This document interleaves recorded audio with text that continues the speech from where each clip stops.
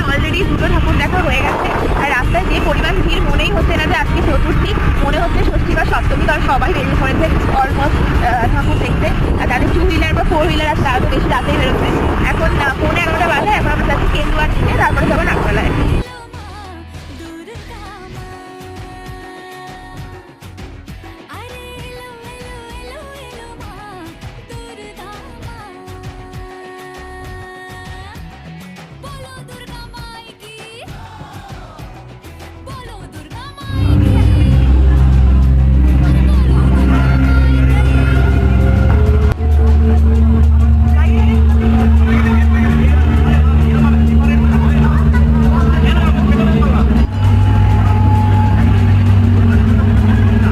কেন্দুয়াতে ঠাকুর দেখে আমার আর দিদির প্রচণ্ড ক্রেভিং হচ্ছিল, খিদে পাচ্ছিল।